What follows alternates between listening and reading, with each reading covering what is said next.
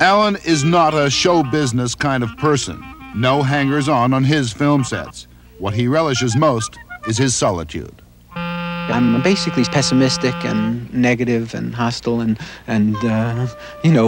generally serious. I suffer all the things that I've suffered in films. I was awkward and always incredibly apprehensive before I would, say, go out on a date. Any kind of social situation, social and potentially sexual, always enormously apprehensive and wanted to cover all the bases, make sure everything was fine, so everything would just go as smooth as silk and I could wind up with anything I wanted at the end of the evening. Is chasing girls easier now that you're the Woody Allen? Some situations become a little easier when you're known because, you can approach people more easily and they know that you're not going to, do something terrible to them and they're wrong, but not really, I've said this before, and I mean it, that I strike out with a better class of woman now. And you go up to her face. Right. And you go to Erno's face, which is like right next to her. Yeah. He gives her a kiss. Then you come back to my face, and I'm looking, you know what I mean? Woody, you've been described as a comic genius. It's a man of, which means, I suppose, a man of extraordinary, above the crowd kind of talent. Sure, but that's thrown around a lot, right? In show business? I suppose so, but I think they make a rather special case of you, or seem to. What do you think of it? I think it's probably because I wear glasses, I think that I am pretty good in the thing that I do, but that leaves an enormous amount of other areas that, I haven't been enormously successful in anything that didn't directly relate to being a professional comedian or a comedy writer or a filmmaker. Those are the things that I can do, but as I say, they're limited in terms of,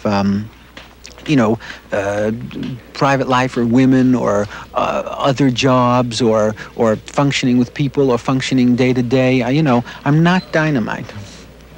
I often think if I wasn't doing this, I would like to do something really menial, like being a messenger or something. That would interest me, believe it or not. Just, some kind of simple, easy, non-pressure job. I don't think I could work in an office. I don't think I could work, any place except, a simple kind of job where I pick up a message at point A and bring it by myself with no one watching me to point B. And, that would be my second choice.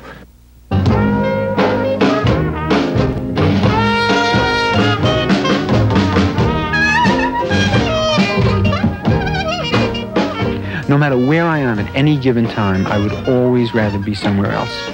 When I'm appearing in nightclubs, I want to do a film, and while I'm in the middle of a film, I can't wait till it's finished so I can get my play on Broadway. And when I'm working on Broadway, I can't wait till I can, get to work on something for the New Yorker. And when I'm home writing that, I can't wait till I can get out into a nightclub. And I just want to be where I'm not at the time that I'm where I am.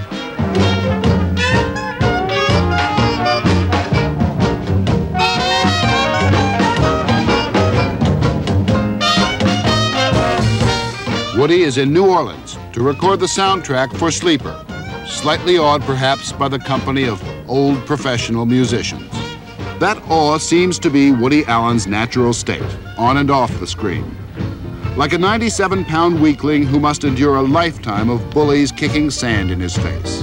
Perhaps we laugh so hard at Allen because inside of every one of us is that weakling, struggling to stay in.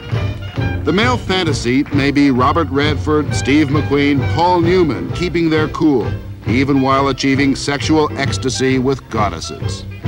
The male reality is Woody Allen, not making it or making it rather badly with a better class of woman, which is, of course, the oldest and maybe the funniest joke of all.